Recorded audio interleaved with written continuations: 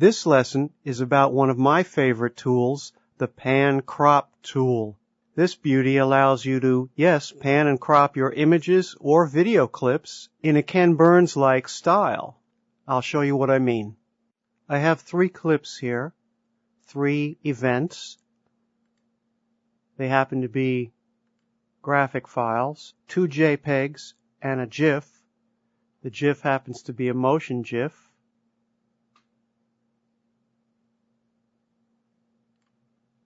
As you can see. Right now these images are static. In other words, they're sitting in the same spot in the frame, no movement whatsoever. Even though this one is updating a little bit, it doesn't change in the frame. Same thing here.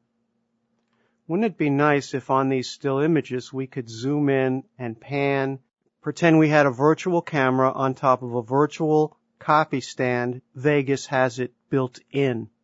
I've rearranged the screen so we can see a little bit better. This is Event Pan Crop.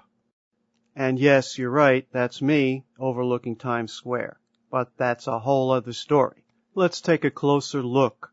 This is the workspace area. This is the properties panel. We can hide that by pushing this button here or show it. This is the normal edit tool, which we're in now. We can also go to a zoom tool. This is a copy of the enable snapping button, also found down here, comes in handy. This is the lock aspect ratio button. If we do that, we can't change the aspect ratio of the original picture. Notice that when I right-click in the workspace, I get a menu which allows me to restore it to the position it was in. It allows me to center it. Here is the center point, and we can change that if we wish. I can flip it horizontally, and I can flip it vertically. Match output aspect, the output aspect ratio of your project. Yes, we want to do that in most cases, in many cases. Or match source aspect. This is a different size than the output of the project. The project is set to 720 by 480 dV. Let's match the project aspect ratio. This is the freewheeling button, or move freely as it's called. It has 3 choices. In this position, we move freely, anywhere we like. In this position, only in the x-axis.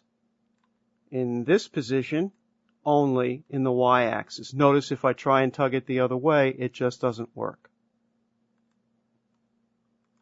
And we can restore it to where it was.